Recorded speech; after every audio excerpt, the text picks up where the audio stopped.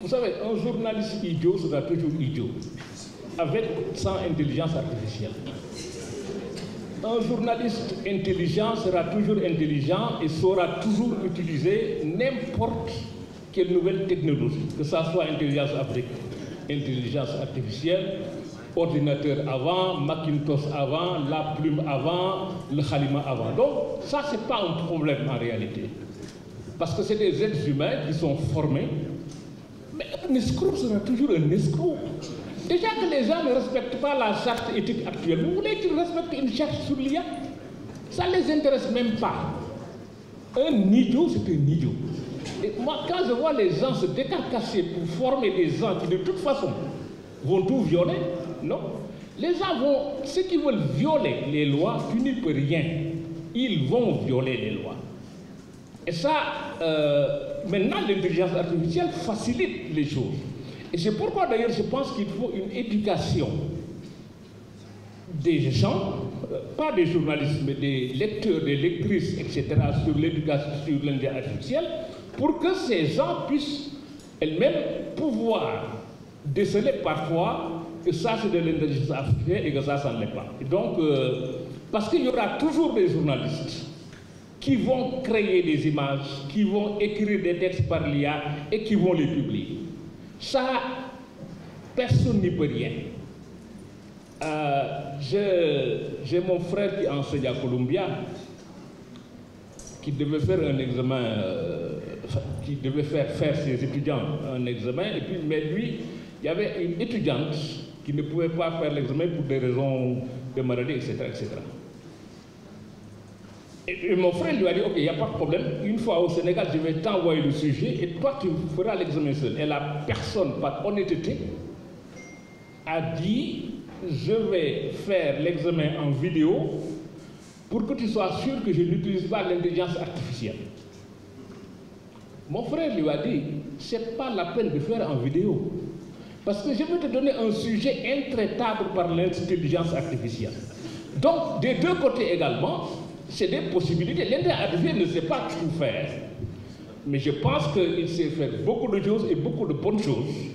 Et ça, il faut simplement apprendre aux gens de l'utiliser intelligemment. Mais une fois qu'on a appris aux gens de l'utiliser, les escrocs resteront des escrocs, les honnêtes resteront des honnêtes, les bandits resteront des bandits, les incompétents resteront des incompétents. Ce n'est pas la connaissance de l'instrument qui va les changer. Ils vont continuer dans cette perspective. Donc, ça c'est un. Est-ce que c'est une menace? Oui, l'intelligence artificielle, comme Internet, comme la brouette, c'est une menace. Mais ça, c'est normal, c'est la vie qui fonctionne comme ça. Si, bon, ceux qui ont mon âge ici, il n'y en a pas beaucoup. Mais peut-être si vous venez des villages, vous connaissez les Djaïndok. À l'époque, à Dakar, il y avait des Djaïndok. C'était en général des Maures, d'ailleurs, noirs, qui avaient des gros fûts là. Ils mettaient de l'eau et puis ils allaient dans les rues, Djaïndok, Djaïndok, Djaïndok. Et les gens achetaient de l'eau. Mais avec les robinets qui se sont démocratisés, cette profession a disparu. Et c'est normal. Peut-être que ces Djaïndok se sont reconvertis à faire des débits. Dans la même perspective, les correcteurs dans les rédactions sont menacés. Aujourd'hui, quelqu'un l'a dit, Sénéweb ne fait plus de fautes. Si le rôle d'un correcteur était uniquement de corriger les fautes, il a intérêt à changer de profession.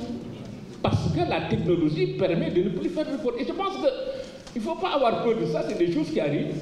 Maintenant, je termine seulement sur un point. Vous savez, ces choses qui nous viennent, d'abord, nous ne les maîtrisons pas beaucoup. Mais il faut aussi toujours écouter les gens les plus avancés dans ce domaine de ce qu'ils disent par rapport à ça. Et ce qu'ils disent par rapport à ça, c'est pratiquement ce qui a été dit ici. Bill Gates est très clair sur le devenir de l'intelligence artificielle.